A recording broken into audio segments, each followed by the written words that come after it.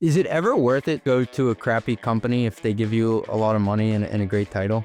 100%, yes. Could you say more about that? Anybody that says title doesn't matter it totally matters. What do you care if somebody asks for an SVP title and they're just a V? I care a lot because that's one of the things I can give them. And once I give it to them, I can't give it to them anymore. It has a huge amount of worth. Pain in the ass is a fee I'm willing to pay if you're accurate and correct. If I say red and you say blue, and then I say blue and you say red, and everything that you do is to be disagreeable, I don't need that. You are a capital allocator, and your job is to earn a return on behalf of that capital that's deployed that meet the parameters and metrics and requirements of the business that you work for. And it's not to hire people. Hiring people is a byproduct of your capital allocation strategy. We're not just like hiring managers. Customer support and coding are two great use cases for AI, but sales itself is not. AI is very, very, very dangerous. The killer app of LLMs is not accuracy, it's persuasiveness. It is not that they're correct, it's that they make you think that they're correct. Yeah. And man, do they make you think they're correct, and they're not. How's it gonna replace my workforce? This thing is a psychopath. You know, you take a really cool club and you let everybody in because you need to grow. It's no longer a really cool club. Is this thing on? Yesterday's price is not today's price.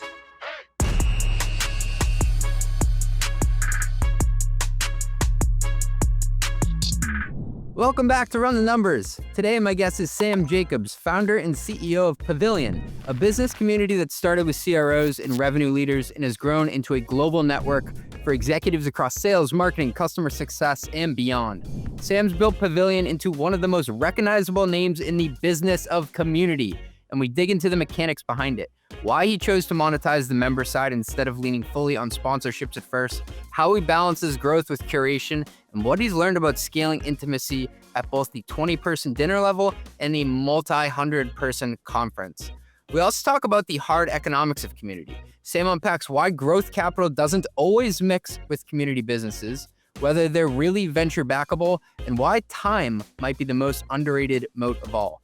Then we pivot to sales. Sam's been a CRO himself, and he doesn't pull punches. We get into quota setting, lead routing, the myth of the plug-and-play VP of sales, and why every spreadsheet deserves a reality check before it ends up in someone's comp plan.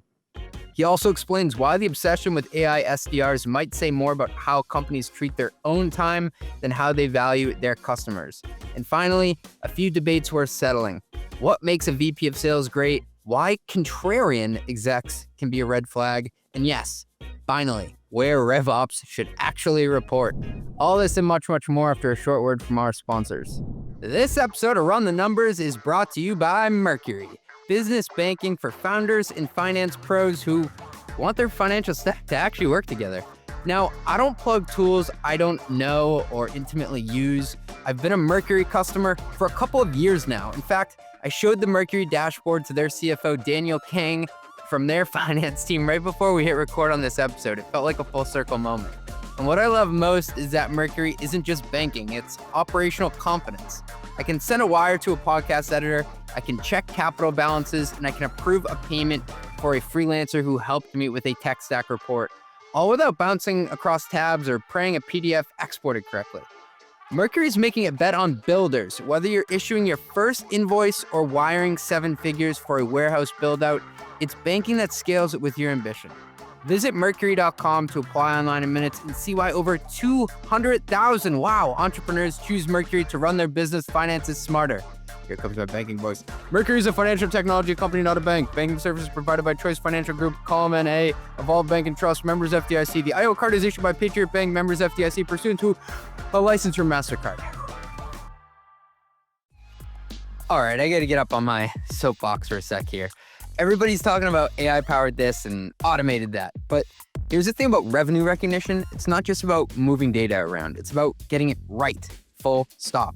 So RightRev is laser focused on one thing, RevRec that auditors actually trust. See, there's a difference between automating revenue processes and automating revenue recognition correctly.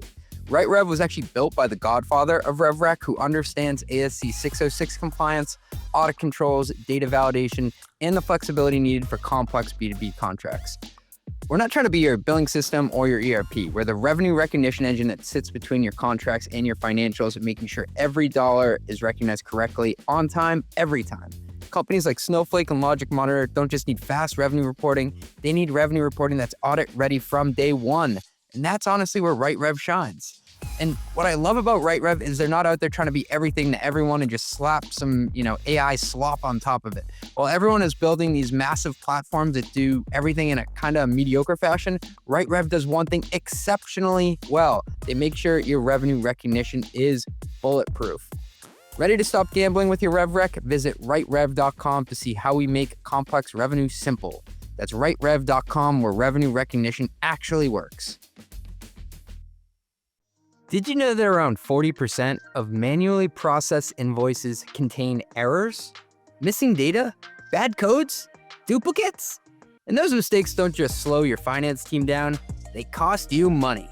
That's why global finance automation matters. It's not just about saving time, it's about keeping your business safe from costly errors. And that's exactly what Tipalti does. Tipalti is the serious AP solution for serious business.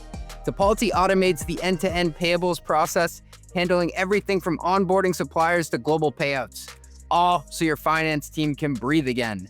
More than 5,000, of the world's most ambitious businesses already rely on Tipalti to make payments in over 200 countries and 120 currencies. With baked-in security and tax compliance, Tipalti gives you the confidence to scale globally without adding extra finance headcount. Give your finance team their time back. Don't let bad invoices drain good money. Visit Tipalti.com/runthenumbers. Tipalti.com/runthenumbers. Tipalti, serious AP for serious business.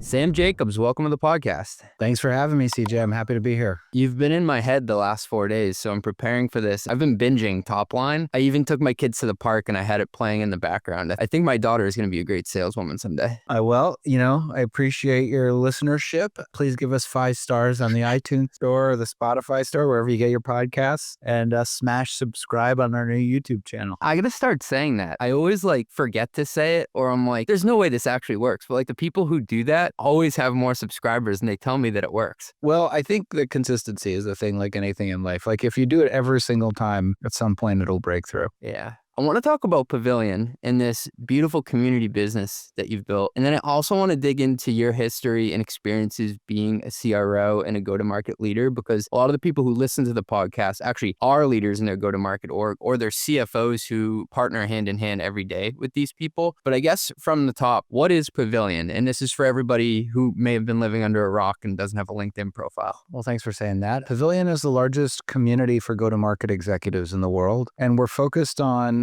helping people unlock and achieve their professional potential, which is fancy words for saying we are focused on helping operators build great and lasting careers and also build great and lasting companies, particularly in the age of AI. So that takes the form of primarily education, meaning coursework and content that we create and we distribute to our membership, as well as community itself, in-person experiences and people connecting with each other, support each other to ask questions, to solve challenges, and to get context on all of the noise and information that's out there in the regular world and figure out how should they interpret that for their business. So community is one part of it. Education's the other part. When you started out, take me back. What was the job that you had immediately prior to it? And then what department or group were you going after more specifically to bring together? The origin story is that my background is as a sales leader for really from 2003 to 2018, a customer-facing executive, at high-growth businesses, at venture capital backed companies. As I became more senior, my job security seemed to evaporate. And so I worked 7.5 years at one place,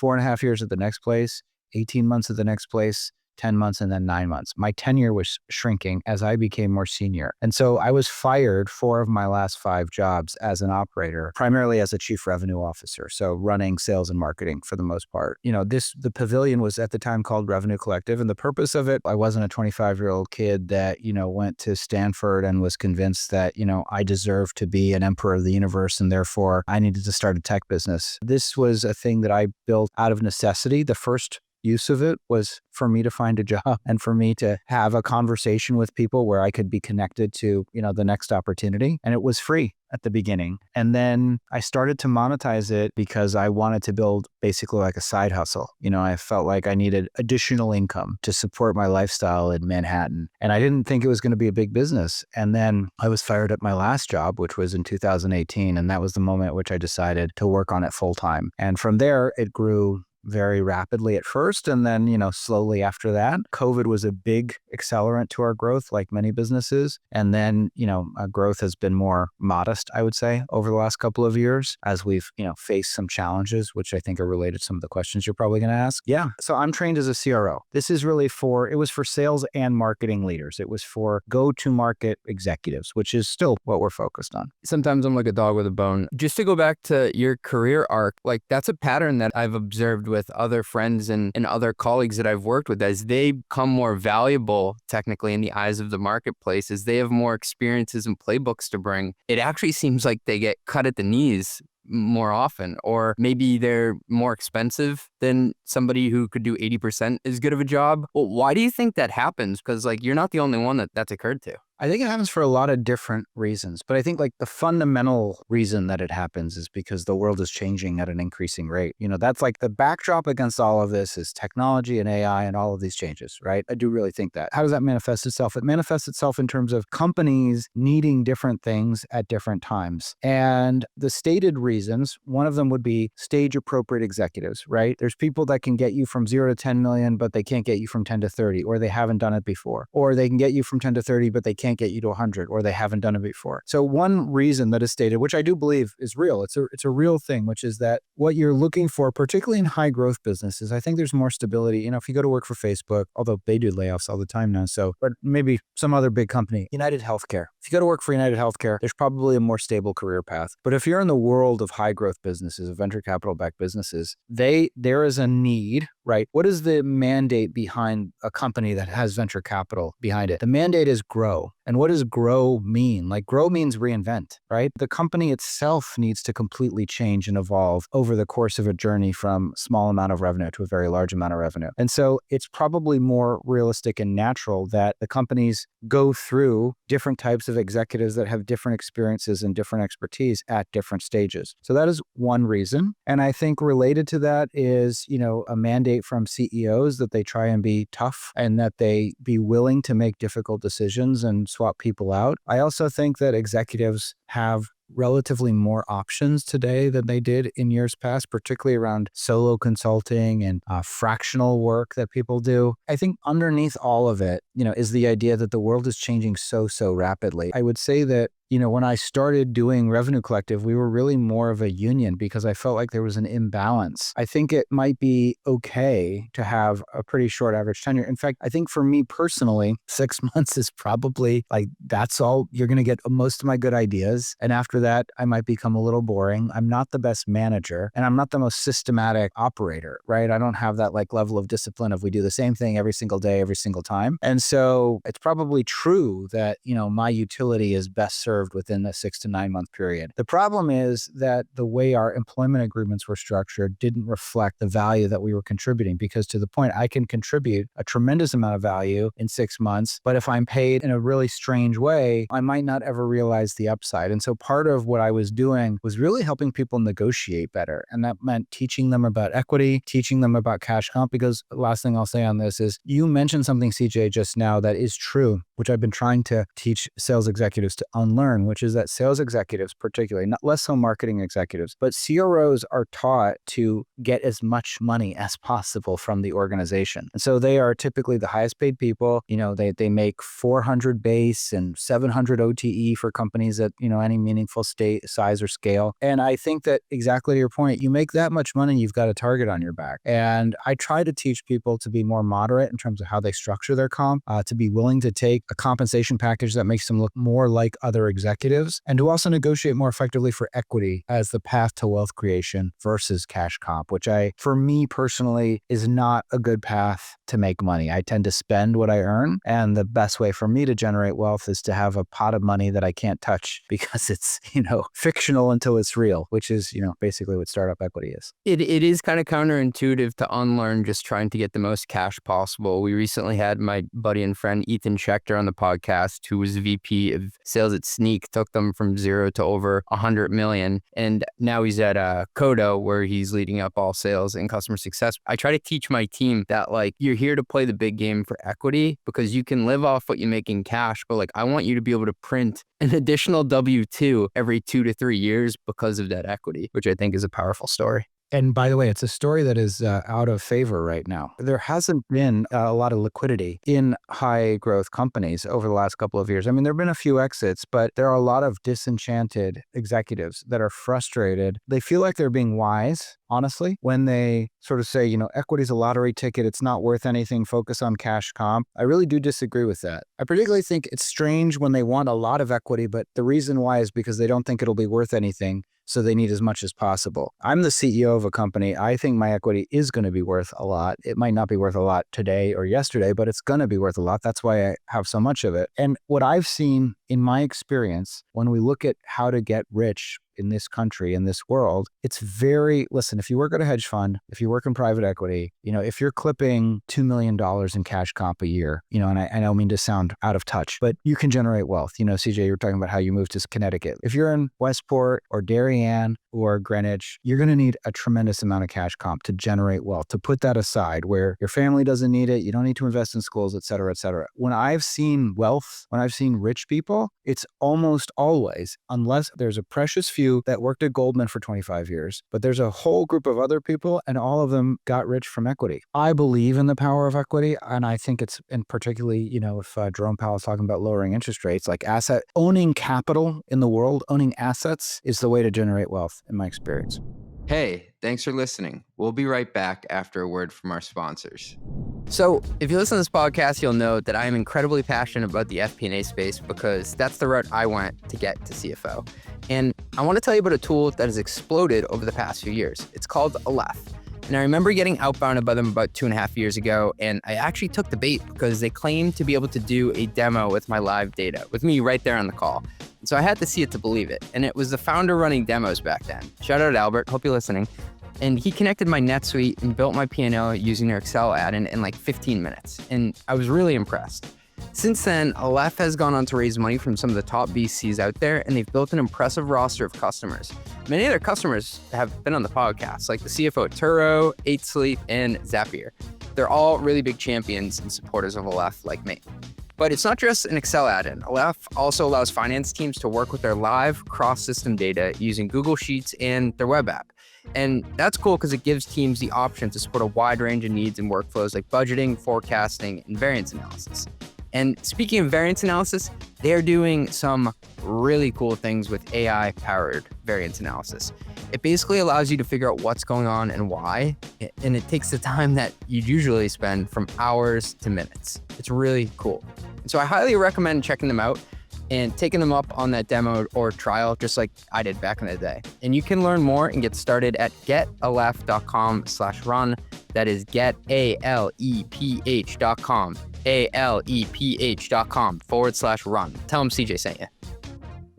A messy or missing cap table might not just slow you down, it could cost you your next fundraising round.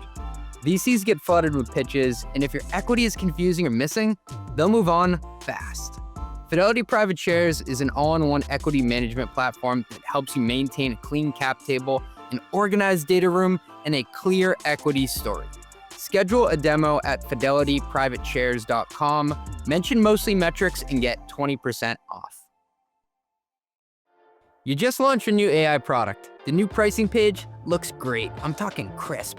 But behind it, last-minute glued code, messy spreadsheets, and running ad hoc queries to figure out what to bill. Customers get invoices they can't understand. Engineers are chasing billing bugs. Finance can't close the books. Well, with Metronome, you hand it all off to the real-time billing infrastructure that just works. Reliable, flexible, and built to grow with you. They turn raw usage events into accurate invoices, give customers bills they actually understand, and keep every team in sync in real time. Whether you're launching usage-based pricing, managing enterprise contracts, or rolling out new AI services, Metronome does the heavy lifting so you can focus on your product, not your billing. That's why some of the fastest growing companies in the world like OpenAI and Anthropic run their billing on Metronome. Visit metronome.com to learn more. That's metronome.com. I'm a big fan of the Prof G show, and Scott Galloway was saying that he owned consulting businesses for the longest time, and you can clip $750K, $1 million easy if you own one of those. And I may be confusing the two terms, but he's like, it's a great way to get rich, but it's a really shitty way to get wealthy because you end up just spending however much you make and you live a great lifestyle. But if you don't have these like balloon payments that come every 5 years, it's hard to build generational wealth. And it's funny because you think about why is that? And it's because what you need is an amount of money that is disproportionate, that is sufficiently disproportionate to your current lifestyle, that you can increase your lifestyle fast enough to overcome basically like the interest gains that you would make from that principle. Because of course, if you get 10 million bucks, people lose 10 million bucks all the time. The trick is, can you adapt your lifestyle slowly enough that the 10 million can appreciate before you learn how to be stupid about it? Sam, there's something to be said about making a lot of money, but not the most money at a company. So I remember I was like 25 years old. I was having lunch with the chief legal officer for a time. He would like to just go on these rants and stuff, and I would just listen. And it was all kind of like off the record. And he said to me one time, CJ, I know I'm the 8th highest paid person at this company. And that's a great spot to be. 8th, wouldn't you want to be like number 1? He's like, you want to be in the top 10, you never want to be in the top 3. I'm like, why don't you want to be in the top 3? He's like, because people like you, CFOs, future CFOs, are going to filter their spreadsheet. And if I'm in the top 3, I have a big target on my back. And I was like, holy shit, this guy's a point. It's like when you're a CRO, how long do you want to spend negotiating your comp? There's an inverse relationship between how long you're going to spend going back and forth over the money that you're looking to get paid and how long you're going to end up working there. The longer you spend negotiating your cash comp, the shorter your tenure will be, in my experience. And exactly to your point, you're going to be somebody where you're going to say, listen, I've seen this countless times, because the way that the negotiation works is that you say, I need to make 400 base and I need to make 700 OTE. And they say, okay, that's no problem, but this is your target. And, this is what our growth rate has been. And we're going to increase the growth rate because you're going to come. And you say, well, of course I can do that. That's my magic power, is to like influence the trajectory and the slope of the curve. And then you get in and you realize it's much harder. And you're immediately walking around and every single person knows that person makes 400K, or at least the CFO and the CEO do. And that again is, they're annoyed by it. They're annoyed by how much of a pain in the ass for you to hire. How hard did you fight for this cash comp? Were you arguing for, quarterly commissions? I've seen CROs where they want to be paid like an account executive. I'm not paying you a quarterly commission to build a machine that has enduring enterprise value over 5 years. That's what the equity is for. So hard agree. What my friend Ethan said is, not all my sales reps and team members hit their quota and punch out on that total amount every quarter, but every one of my team members has houses. And what he meant by that is, if you work with me, we're going to create something enduring with equity value. Yeah, we're going to have some really aggressive goals some quarters, but every single person has a house who's on my team. I agree. And I think this is why I created Pavilion in the first place. This is why this organization was created, was to help. There was a whole conversation that wasn't happening for operating executives, and I wanted to have that conversation with them so they could be empowered. And that included severance as part of every employment agreement. That included what terms you should ask for in your equity, and a relatively disproportionate emphasis on cash comp. What I really love about this, and it's something that I hope Mostly Metrics has this ethos to a certain degree, is there's so much stuff out there that's to help VCs and to help founders, but there's not a ton of stuff to help the people who make the trains run on time and the operators who are on the other side. That is why we exist, 100%. It's why I created this thing, because I wasn't a CEO and I wasn't a VC. And exactly to your point, I felt like there's all these people that are busting their asses every single day. And the celebrities are all, the people at everything is catered to. Every VC conversation is fluffing, founders, and every founder is feeling like they did it all on their own with the help of a few great board members. And meanwhile, there's a whole class of people that are getting churned and burned every 18 months that don't get the credit and don't get the protection that they need. If you look at a lot of the companies that have IPO'd, made it out of the private markets over the last 2 years, I guarantee there's a long list of CROs and CMOs who didn't make it more than one funding round. But you kind of look at the company and you're like, this must be the team that got them there. Sometimes you have that other story. Chris Degnan was like the founding, basically, IC at Snowflake. He had an incredible run maintaining, his CRO title at a public company for a number of years. Like there's guys like that are great. You made a comment about like having a playbook and being stage specific. So, hey, I'm going to bring in the guy who can do 50 to 100 million. But it's kind of like the old adage of like looking for an entry level accountant with 10 years of experience. Like, how do you ever get that job if no one ever gives you the chance to be the guy who does 50 to 100 million? Well, there's ways to do that. The main way is to be the number two or to be in the leadership team of a larger organization so that you can have credibility, even if you totally suck. So that's how, all of these Salesforce executives get very senior positions at larger enterprise orgs because they can say, well, I wasn't the number 2 person at Salesforce. I was the number 10 person, but I saw the playbook. I saw the movie. I understand what needed to happen. And then they can matriculate in. So exactly to your point, there are a lot of early stage revenue leaders and go-to-market leaders that do get stuck at, being thought of as either the SMB person or the seed or early stage person. The thing that happens sometimes is you become more senior and you feel like taking, either in title or comp, and you feel like you would be taking a step back to go work for a big company that would give you the skills that you need. And that's often what I recommend. Is it ever worth it to go to a crappy company if they give you a lot of money and a great title? 100%. Yes. Can you say more about that? The deal can make it worth it. I will give you a specific example. They're not a crappy company anymore, but the last company that I worked for, which was actually an AI company before it was cool, they just desperately wanted me to be a CRO. I had some reservations. I thought the product was interesting. It was pretty small. It's just $2 million in ARR at the time. I didn't think they needed a CRO. I don't think a company with 2 salespeople needs a chief revenue officer, but they thought that they did. So I remember writing out a list of my requirements, and it was the craziest list of requirements I've ever drafted. This was 2018. It was 400 base, 300 on target for 700 OTE. Once we got to 10 million or 15 million of membership at ARR, an immediate pre-negotiated raise to 500 base, 400 commission, 900 OTE. If I was still there on December 31st, I was promoted from CRO to COO. 2 years, I would get to sell my equity back at the most recent valuation, regardless of if there'd been a liquidity event. And it included 12 months of severance. And 12 months. 12 months paid as one lump sum. And this was another trick. I got in an argument with a lawyer one time. He said it's not allowed, but I say it's allowed. Paid to my consulting entity. Because normally you push through a severance payment and it goes through payroll and All it's W, such yeah. amount. Yeah, You get like slaughtered.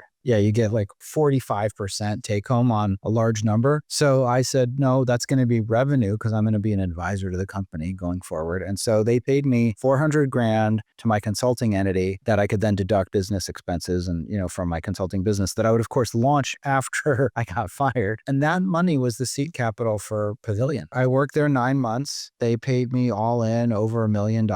Yeah, it was totally worth it. I think there is this overemphasis on like, you got to go work for the OpenAI. You got to go work for the Anthropic. And there are different ways to look at it. One is who's going to give you a shot to get that next role. And then if you're earlier in your career, it's how do I learn? And we'd spoken to someone on the podcast who had said like, don't go to Facebook, go and work at that paper mill that's like failing. They'll give you every shot in the world and you're going to learn a lot. You'll be able to go work at one of those companies and skip a couple levels, but it does take a special person to like mentally play that game. I agree with that advice. And I also agree, anybody that says title doesn't matter it totally matters. This is why. What do you care if somebody asks for an SVP title and they're just a V? I care a lot because that's one of the things I can give them. And once I give it to them, I can't give it to them anymore. It has a huge amount of worth. I was working at a place called Livestream where I was and again, this is like what happens. The new CEO said, you'll be CRO. I came in and right before I signed the offer letter, hey, can't give you CRO, but I'll give you SVP of, sales and marketing. So, but it wasn't my first CRO job as a consequence of that. And I hadn't had it. I hadn't had the title. And I went to the Muse, which is not a great company, but it was the CRO title. And after that, I'm a CRO. Once I'd been anointed, I was a CRO. And every job after that was a CRO. and I have thought of as a CRO. And I just think titles are important. I tend to agree with you. And I remember when I was taking my first CFO role, I spoke a longtime CFO and he said, CJ, you just got to do it for 2 years and then you're in the club forever. After that, you could get fired from your next. Luckily, like I didn't get fired from anywhere and it went well and we had an exit and everything. But like, he's like, just do it, get the title, 2 years and you're in. You're like a made man. You can be a CFO at another company after that. The question of like, who's going to give you your first shot? And the answer is always it's jujitsu. It's someone will, you might need to leave, but it is what it is. On LinkedIn, you had a banger of a post and you said it's a huge red flag if you're interviewing somebody and they say they're contrarian. Can you expand on that? Because I was cracking up. Well, it's like what I said in the post. So we don't need contrarians. And I think there's a big group of people that are like, no, I'm useful because I'm a pain in the ass. It's like, no, pain in the ass is a fee I'm willing to pay if you're accurate and correct. But if you're just a pain in the ass, if you just disagree, if I say red and you say blue, and then I say blue and you say red, and everything that you do is to be disagreeable, I don't need that. And I think that there's a group of executives and a group of people that read about Amazon meetings or read about Jeff Bezos or they read about these tense discussions and they feel like, well, the purpose of business is to have these like really intense conflicts. And from this intense conflict, the truth will emerge. And sometimes they don't even put the second part, that the truth will emerge. So they just think that their job is to be disagreeable. And as I wrote, I've had those people on my team. And I remember we had a board member that was helping us run an offsite one time because he's a great operator. And he said, I want to make sure that Sam is getting like the devil's advocate, that he's getting like good advice as the CEO. And there was a woman that raised her hand and said, well, I disagree with him all the time. That's a subtle, meaningful difference. If it's important to disagree with me to pursue the truth, then that's great. I undermine him all the time. Yeah, exactly. It's been a learning experience for me as well. Hiring executives, managing executives, figuring out what they're good at, figuring out if I'm being too lenient, too tough, etc. I go back to Phil Jackson saying there can only be one Dennis Rodman on a team. You cannot have two. And you also have to pull down 20 rebounds a night. And if you're not doing that, then we can't have you on the team. That's the point about Dennis Rodman. He was sitting there getting 20 rebounds, So if he could go to Vegas for, 2 nights or whatever, and then come back to practice. And also when he was in practice, he worked his ass off. Sam, what characteristics separate a good VP of sales from a great one? To the point of this podcast, I think the biggest gap, why does Pavilion exist? One reason is because people were getting screwed. That's reason number one. Reason number two is one of the reasons that they were underperforming is because they were dumb about finance. I think the best VPs of sales could have been CFOs. They could have had other jobs in the organization besides running revenue. They just happened to like the game of running revenue, the competition, the quick feedback loops, the scoreboard and the leaderboards, the fact that you're on the front lines every day. But the best VPs of sales, the best CROs all understand finance. And what I mean by that manifests in a bunch of different ways. But obviously, like the most important way that it manifests itself is that they know the value of a dollar. They're not wasteful with company capital. And the biggest way to be wasteful with company capital is to overhire into a lack of demand and to not have thought, right? That I teach a class in CRO school for Pavilion. If you're listening, definitely take it. And my class, the title of it is called Developing a Theory of Enterprise Value. And that is because the point of my class is, hey, you need to understand numbers because numbers tell the story of the business in a different language. And if you can't speak that language to the point of, you were asking me before, I'm in Spain, do I speak Spanish? If you can't speak the language of the P&L, you are far, far less effective as any kind of leader. And they need to understand, like, your job is not to be inspirational. Your job is not to look like you played linebacker at Bucknell in college and, recruit a bunch of lacrosse players. Like, your job is you are a capital allocator and your job is to earn a return on behalf of that capital that's deployed that meet the parameters and metrics and requirements of the business that you work for. And it's not to hire people. Hiring people is a byproduct of your capital allocation strategy. We're not just like hiring managers. And again, there's a class of VP of sales that are like, they've worked at good companies. They had product market fit. They didn't really understand that. They thought that the reason that the company was successful is because of, how they showed up on closing day on the last day of the month and what spiffs they ran. They don't even understand that spiffs have a cost to the organization that needs to be counted. They don't understand why, we can't pay 20% sales commission. We might not be able to pay 15%. What we can pay is a function of our retention, in our payback period. And they haven't thought about any of that stuff. They're like, pay them whatever. And so anyway, that is my rant. But fundamentally, the worst VPs of sales can't connect finance to revenue. two things that stuck out there. So first, resource allocation. Like this guy gets portfolio theory. I love it. That's what it's all about. Like we're giving you the most people in the org and the most expensive people in the org. How do you go and get a return? And also, I think it's like communicating what you're doing and how it impacts the P&L. Like it's all connected. It's not like I'm just giving you this budget and you're in isolation. Like it all has to tie together. It all has to tie together. There are stupid CFOs too, right? So If many. you're building like a financial model where the primary input is how many salespeople you hire, and that's not how you generate demand, you're part of the problem for sure. And the problem is because it's the easiest way to build a financial model. Building like a demand-driven waterfall model is actually quite hard. Yeah, I mean, just to the point, like I think that I've seen so many executives that do not understand that their job, like even a margin profile. Like, do you know we're only making 60% margin, like gross margin on this product? We can't lose money every time in trade. I think you said on LinkedIn, trade 75 cents for $1 forever. I felt like that that was like not one of my more popular posts, but to the point, I was literally with a services CEO a couple weeks ago. This person runs a consulting business and she's bragging about her revenue growth. She's like, we've doubled in the last year. I'm like, what's your margin profile? Like, services business, good consulting business, I would expect you're making 25, 30% EBITDA margin. Like, I'm sure you're crushing it. She's like, no, we're at break even. I'm like, okay, well, I don't understand that. She's like, well, we're undercutting, we're underpricing. We're basically doing things at cost. We're destroying value. Yeah, exactly. I'm like, you understand, you don't get a revenue multiple. You understand that, right? Like nobody cares. Like if you're doing 100 million in revenue and not making any money, it doesn't matter. There's lots of people that just don't understand that. I mean, again, the idea of a revenue multiple, this is a new thing. Like nobody understands that in our industry in tech. There's a reason you get a revenue multiple, and it should be for very, very specific kinds of businesses that have demonstrated properties. Otherwise, you're going to get a profit multiple, an EBITDA multiple, People in my organization are sometimes telling me to do things for the revenue but we don't make any money on that. I'm not a tech business. I'm a community business. Anyway. Sam, we've both been in the quota setting dance, probably on different sides of the table at multiple companies before. Can you reflect on some times or examples where you've seen somebody in this like spreadsheet ivory tower just pushing stuff down and how it can go wrong? The great thing, because when I got fired from that company I was mentioning before, I did a little bit of consulting actually, and I was a fractional CRO for this one organization, and to the point of how do you build the headcount model. So the CEO of this business, by the way, has gone on to become a very, very good investor and just had a huge outcome with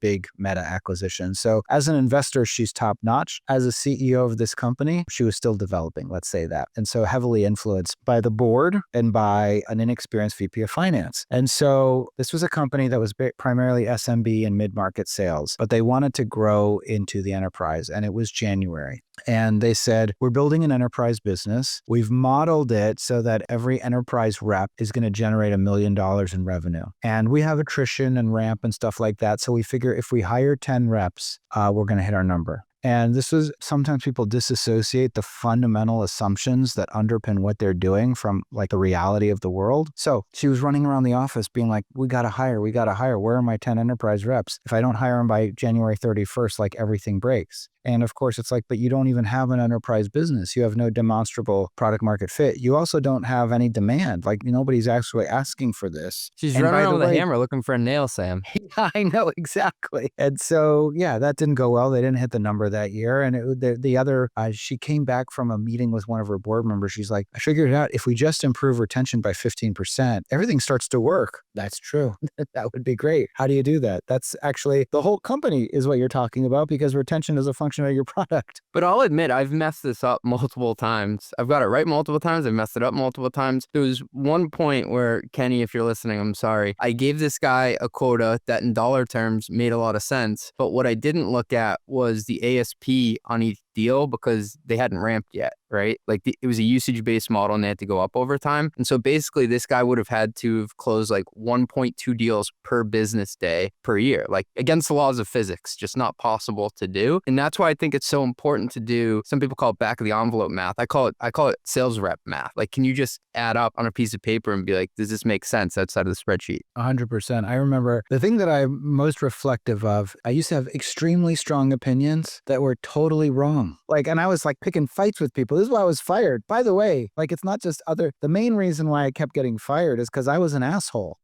Like it's not just other people's fault. So we had this company that didn't have product market fit. We were selling these. So we figured out like, let's sell these 3-month pilots. And it's like this classic thing where, okay, 3 months is great, right? Because I can sell you something for $3K and I'm going to call it $12K in ARR because it technically is. So the comp plan was paid on ARR, not on bookings or cash collected. And it was very aggressive in the accelerators, like extremely generous. I don't know why the CFO let me do this. And so our top sales rep came to me and he said, listen, I've looked at this plan and I'm telling you, I'm going to break it and you're going to owe me a tremendous amount of money. Are you sure you want to do this? I was like, John, just go, just sell. And he sold exactly what happened. He came back and I think he was owed like a $300,000 commission check. And we were like, we have to pay it. We can't pay it to you all at once. We'll pay it to you in installments. That was my fault. It's like that scene from Rounders when Matt Damon finally beats him and he's like, pay that man his money.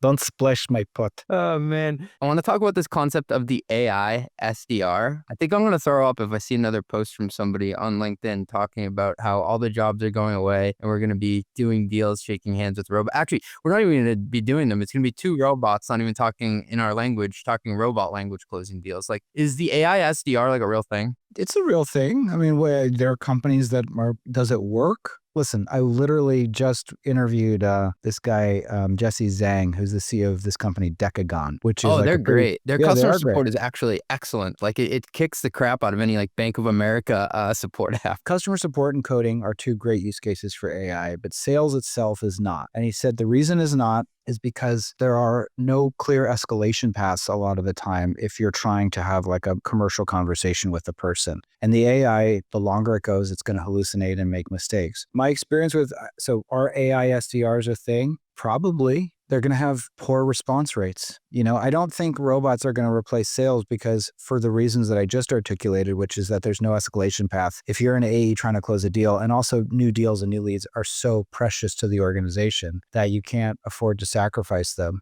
But that doesn't mean that some level of automation. I think these things tend to be pretty extreme, and I think the reality is much more nuanced.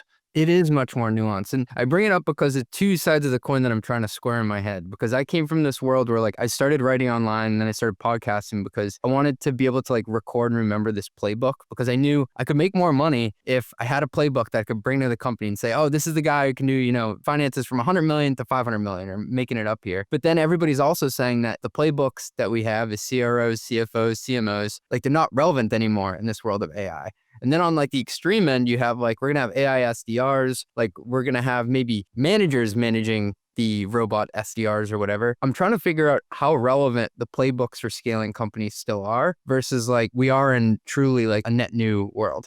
Well, unsurprisingly, my answer is going to be it's somewhere in the middle. Like the truth is that the new playbooks are being written. Where do they manifest themselves? Well, think about demand generation 5 years ago. There was no TikTok, or I don't think anybody was using it. Instagram was not, and Facebook were not really B2B advertising platforms. In fact, most people were spending money primarily on search engine marketing on Google. Like all of that is, to the extent that you had an SEM playbook from 5 years ago, is that playbook relevant today? The SEO playbook may not be as hot. Not as hot. It doesn't mean it's zero. In fact, I know companies that are still making money from SEO. And of course, there's going to be SEO that is really AEO or whatever they say, like agents, like LLMs, right? Searching the web and then surfacing recommendations. And so there's this AI application layer that separates you from your interactivity with the web itself. So that's a different world. Org design is the place where I see most of the change happening. What's the future of RevOps? Is it AI ops?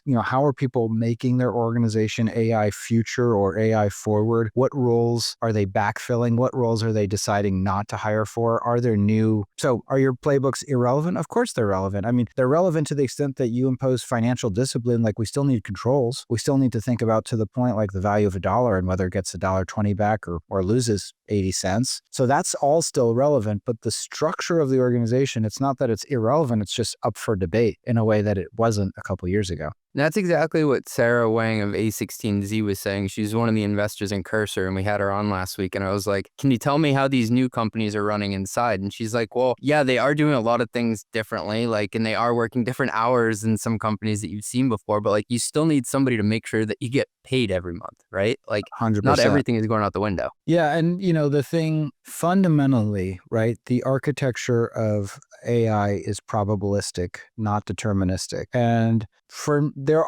it's okay at some point because there's all kinds of like QA layers that you can run multiple models at the same time, and you can have very specified quarantine workflows so that like the AI stops and then it gets checked. But the point is, outside of like customer support and coding, like there are things where the correct answer is required and AI cannot get you there. And so the applicability in its current state for a lot of AI is not as useful as advertise or market it. Does that mean that it's a huge bubble? I mean, I think we are in a bubble, but I think to the point, it works really, really well for customer support. It works pretty well for, I would say at a strategy level, AI is very effective. Like for executives that want to move quickly, I think AI is very powerful. It's powerful and it's not always correct. And so to give you like a tactical example of what happened in my life over the weekend, I switched my merchant ID on Stripe because I moved my newsletter from one platform to the other. I realized that I was having 10% more churn just from people, their bank's not recognizing me. I didn't have that like identity that they knew anymore. And so I had to create like a dunning system. I used Claude to create this system that was using Google app scripts along with my email and along with Stripe to send out a cadence that over 7 days you would get 3 emails and say, hey, update your profile. And so the first guy who was on there actually just out of chance was somebody from Anthropic,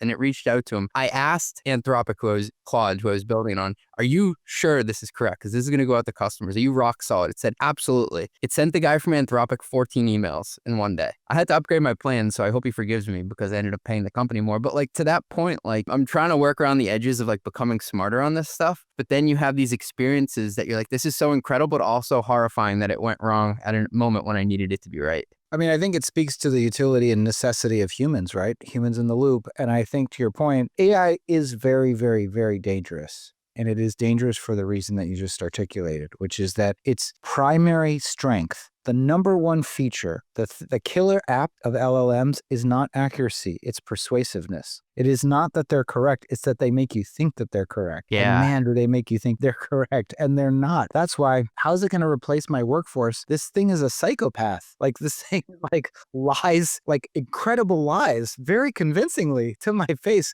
with no remorse, no compunction, no morality at all, right? No shame, no 1,000 years of, Judeo-Christian moral ethics. Just like, yeah, I did that. No, you didn't. Okay, no, I didn't. And then it said, oh my goodness, I am so sorry. You should probably email them back to apologize for it. I'm like, you just emailed them 14 fucking times. I can't email them again. One more email. One more, just one more. All right, we talked about AI for a bit, but I want to bring it back to the analog world because I do think that groups like Pavilion are even more important in a time like this. A lot of people listening are total business model nerds, and we don't have a lot of people who have this type of business structure come on the podcast. So I'm going to ask the total finance guy question. When you were starting out, Sam, how did you decide which part of the community to monetize? Well, the first part was, I didn't have any sponsors. It's always been both, is the honest truth. Okay. So from the beginning, Kevin O'Malley was the VP of marketing at Sales Loft, and they wanted to have a New York presence. And so he was willing to pay for all the dinners that we did. I never had to pay for a dinner. And then I charged $50 a month to all of the people that wanted to participate and just call themselves a member and be a part of the Slack community. I always felt pretty strongly that it shouldn't be free. Why shouldn't it be free? Because there's problems with adverse selection when it's free. And fundamentally, when it's free, I wouldn't have enough of an allegiance to the membership. I would have complete allegiance to the sponsors. So today, fast forward, the business is, and I've made it, we can talk about like lessons learned. And yeah, I've made many, many, many mistakes. You've also done a lot right to get it to this point. So don't sell yourself short. And one of my mistakes is I am a little hard on myself, but I did make it more complicated than it needed to be. And, if I can impress upon anybody, like one of the things that I feel like I messed up was just becoming too scattered too early. So anyway, we make money from individual memberships. We make money from corporate memberships, meaning like you bring on your team. And then we do make, 20% of revenue from sponsorships, from people paying for dinners, paying for our events, so that we can host them. But the primary driver is individual membership subscriptions. Okay, got it. I'm running a different business model today, but there's like a subscription component to it and there's an advertising component to it. It is highly monetized more so through the advertising than the members today. But I like what you said, and it kind of reframes my perspective on it, that like making someone pay, you don't have to charge them a lot. It's a good friction to have because like it shows commitment. 100%. And then, I mean, pricing is something I've thought a lot about, but the point is, what do you want it to be? And if you don't have a clear answer to that, then your price is downstream of your lack of clarity. So what do I mean? We charge the first members, we charge $50 a month, and we never raise their price. And then the next price we raised it to is, I think, $80 a month. Then we raised it to $125. That whole time we had no churn. We then raised it to $215 and then $275. And at $215 and $275, we have very significant churn. Oh, you found the inflection point, the price sensitivity. I did, but there's so many things changing that you're like, is it just price or is it the product set, the feature set? And the point is, there's like organizational debt, because like then you have thousands and thousands of people that are paying specific pricing. And if you just lower it back to $50 a month, you wipe out, $10 million of revenue or something like that. It's not that easy. And so the point is $300 a month is not a good price point, because it's enough that people look at the bill and wonder about it, but it's not enough that they're fully committed to really embracing it. And so you're in this limbo where you get churn, because you're like, for me, if I'm paying $275 a month for something, I definitely look at it on my credit card and I think about it a lot, but it's not enough that provider can't really like justify delivering an 11-star experience to me. I'm not paying $10,000 a year. I'm not paying $20,000 a year. I'm paying $2,500, including net of discounts. And so, that's informed a lot of what we're about to do from a pricing and packaging perspective going forward. We're actually going to create a very cheap digital price point whose intention is set it and forget it. Right around $100 a month, nobody churns. The first people never left, even though I think they see diminished utility from the membership today. And that's because it just runs on their card. They like to be part of the organization. And then we're going to charge way more for other people, like way more, where the goal is to get certain membership types to $25,000 a year. Obviously, you're not going to pay for that out of pocket. You're going to get corporate expense, but it's like, okay, can I build a better business, a higher margin business to the point of finance, evaluation with higher price points? And the answer is, yeah. I worked at GLG and they had 30% EBITDA margins on, now it's like $700 million of revenue. Like they print $150 to $200 million of cash every year. I want that business. Our margins were really crappy for the past couple of years. And it's because churn was basically eating our ability to deliver the product at the right kind of margin profile. There is this messy middle price point where you expect a lot because you feel like relative to what's shown up on your credit card statement, like it's like an Equinox membership. Like I expect to be fit or expect to learn, but you're looking at it like, well, it's still not enough for me to take you to like Deer Valley skiing. So you can't expect that either. 100%. In this Equinox, and by the way, diminishing my company, but Equinox is more valuable than Pavilion. Like the equipment's great. I love the Keels product. They have childcare at mine, Sam. Yeah, like they got a pool and they got that great app. Like I like Equinox. It's a great brand. And Pavilion was more expensive than that. Sam, there's this Groucho Marx quote, and people are probably sick of me referencing it because they bring it up on the pod all the time. But like, I don't want to be part of a club that wants me as a member. How do you manage that tension? Poorly. Say more about that. The biggest mistake we made was going to self-serve. Like we unintentionally changed Pavilion from an exclusive community to an education business because you can sign up online now. Like Harvard Business case studies or something you can sign up for. Harvard Business Extension School. Like, is that an analog? Yeah, I mean, any content subscription, your newsletter is an analog. Okay. And if you were selling, and by the way, that might be fine, but if you're selling the most exclusive community of CFOs in the world, it probably wouldn't work very well. Yeah. So the answer to Groucho's question is basically find ways to create smaller communities. And probably we're doing is increasingly using price as a filtering mechanism. But frankly, going back to our roots of exclusivity as well, we're about to launch a new membership tier called Pavilion Gold. As I said, our normal price point is about $2,500 a year. This is going to be $12,000 this year and $18,000 next year. And instead of the work is what makes it worth it for $18,000 at the right margin profile. There are answers to that question. I was just trying to do like the mental math right now, because you do have to do the P times Q, price times quantity of like, there are way more people out there who want to become a CFO than there are actual CFOs. I think there are only like 11,000 CFOs out there. There are way more people who, the aspirants, I'll call them. Of course, you can't charge the aspirants as much though, because their wallet share or spending power isn't as high yet. So it's kind of like, how do you get spend from both while also giving them what they want? I think what you're saying is you use the price point almost to go up and down in scale to make the barriers. Yeah, and I think you think of it as a funnel, and the widest part of the funnel is a cheap digital offering, your newsletter or whatever. And then at the very bottom, I think about it as American Express. And the Centurion card is not just about money. It's probably not even primarily about money. It's mostly about brand. It's about creating and anchoring American Express as an elite brand by having a certain card that you can't just get. But meanwhile, if you want to get their regular credit cards, just go online and fill out a credit card application and they'll give it to you. That is basically what I want to build for Pavilion. I want there to be a Centurion card for the very, very best operators in the business that pay a lot of money. But I also want there to be a brand halo so that we can take what we learn from that high-end membership tier and figure out how do we roll it out to lower price points at the right margin profile. What's hard to manage, I would imagine, is what's most valuable to the up-and-coming aspirant is to be able to talk to that person who's been in that position and been a high-flying CRO. But that CRO, it's like the last thing I need is to be sitting next to somebody who's 15 years behind me when we're at a dinner, something like that. How do you manage that tension? Maybe you create opportunities to have those people engage in more structured ways, like you get the best people to teach a class, or you get them to speak on stage at a conference so that you feel like if you're an aspiring CFO, you're near the person, maybe you get to hang out with them a little bit, but meanwhile, that person feels like, well, this is actually a brand development opportunity for them. But meanwhile, there's a private room where they can go hang out with all the cool CFOs.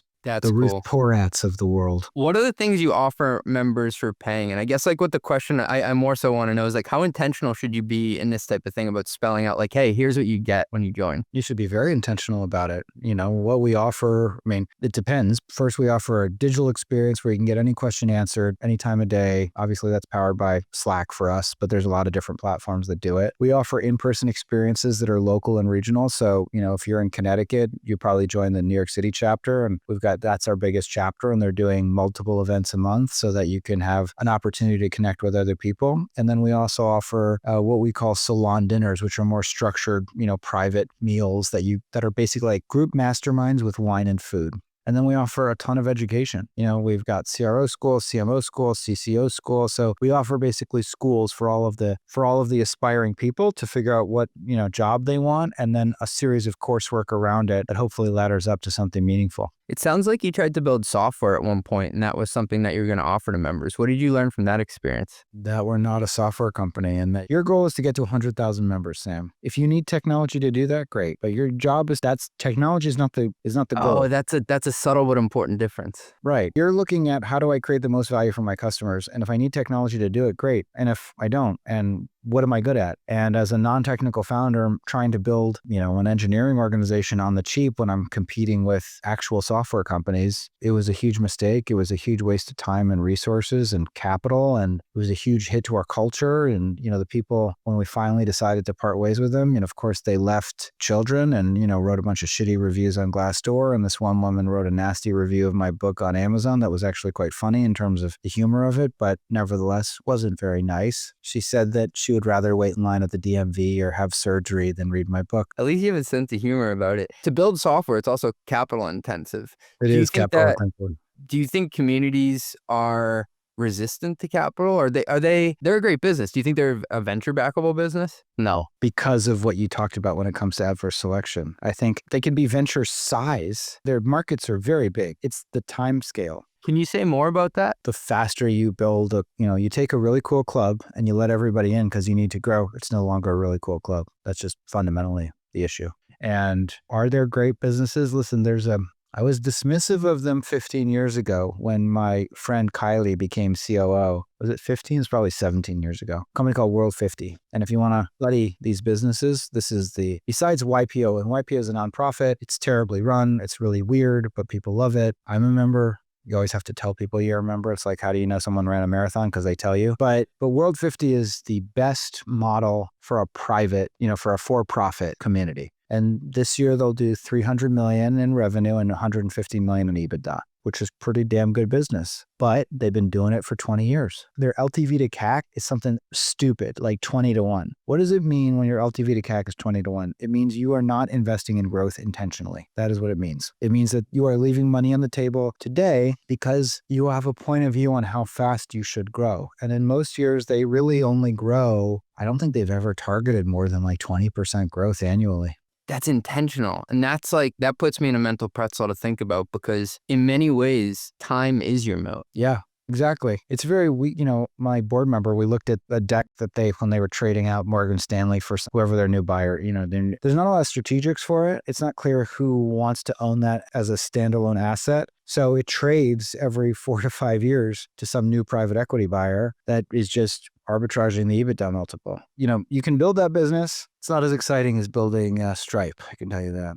How do you think about building a brand around your personal identity and the concept of having an off-ramp in the future? If there's a strategic buyer, it's different, but it's not software. I don't know what to say. It's just not software. It is a thing. Is there a buyer for Tony Robbins? Probably, there's probably an investor. First of all, any kind of enterprise value will obviously might have to include me participating and continuing to run the company. But that doesn't mean that there's not an opportunity to build something of value. I think fundamentally, the thing that mitigates because I guess what you're saying is the extent to which you are the brand means that there's less stability to the asset. Is that what you mean? I'm asking because people ask me this all the time and I need a better answer, because this is my full-time gig now, and someone's like, well, what happens if you get hit by a bus tomorrow? I'm like, well, then I got hit by a bus. What if I was working for somebody else and I got hit by a bus? And they're like, well, what do you want to do in 10 years? I'm like, well, hopefully I'm playing a longer term game where I enjoy what I'm doing every day and I don't have to think about that. But I do come from a world where I've always worked to get, like we said at the top of the podcast, a lump sum at some point. So it's just it's a different way of thinking about the business. But what struck me when I read what you wrote is doesn't everybody want distribution? And if you can use your personal brand as an asset for distribution, that's not something to poo. That's something to lean into. 100%. I agree with you. And I also think that fundamentally over time, to the point of finance, right? It'll show up in the P&L. If the business has repeatability, if the business has endurance, you will see it in the financial results of the company. That's what I think. But distribution is the hardest thing in the world right now. So I want more distribution. We're spending time, I'm here talking to you, of course, but we're investing a lot in YouTube right now because I want more. I mean, look at All In, look at those guys, and look at all of the businesses that you can build. I don't know if it was, who was it? Whatchamacallit? Jack Dorsey saying, first build distribution, then build anything. I think there's something to that. And Harry Stebbings just said, way easier to build a media company than a fund, and then a media company. Once you have distribution, you can do anything you want. Yeah, I've always looked at it hey, I'm doing something I love to do, but also you can go and build a company and then go in the product, which is a ton of technical risk and execution risk. And then you go and try to find customers to go buy it from you. Or you can do it in reverse, find the customers, find the people who are interested in you, and then figure out what to build them. And so that pattern also can work. 100%. And I also think you have to figure out, what am I good at? What's my special power and spot? Because I could decide tomorrow to build, I'm telling you, I'm not using Claude to vibe code whatever software app. No, I'm not building the payments processor, as frustrated as I am right now with the Dunning. But Sam, final question. Let's settle this once and for all. Where should RevOps report into? I think I just hosted, to the point, right? So I've already said it, Pavilion Gold, right? So we do a monthly mastermind, and to be in Pavilion Gold, you have to be in seat. So no fractionals, no consultants, no CMO or CRO at 100 million to 5 billion revenue business. And everybody was saying, one person said, sales and marketing have lost the right to their own data. They don't use it. It's not structured the right way. So we are taking data away from them and putting it in a data team that reports either to the COO or the CFO. I think everybody having their own private spreadsheet is totally insane. And I think that RevOps should report to finance. I paid him to say that. That's what I think. But to the point of org chart and org design, the guy that does RevOps for Pavilion really does go-to-market engineering. He is a part of the money-making machine. He is not the person building all of the reports. He is not the person saying, our ARR is this, not that. So it just sort of depends what you mean by RevOps. But to the extent that people are producing data that tells you how to run the business, I do not think that data should report to a functional leader. I think it should report to an agnostic pain in the ass that says that's not what the numbers say. Nailed it. Can't think of a better way to end. Sam, thank you so much for joining me and being generous with your time. Thanks, CJ, for having me. And if folks want to reach out, you can, sam@joinpavilion.com. You can learn more at joinpavilion.com. You can follow me on LinkedIn. Tell me if I'm wrong or right. Everybody's welcome. Run the Numbers is a mostly media production. Yelling and intro by Fat Joe. Artwork by Meg D'Alessandro. Show is executive produced by Ben Hillman. Nothing said on this podcast is intended to be business or investment advice. It's the sole opinion of me, a guy who feeds his dog way too much ice cream and has a history of net operating losses. LOL.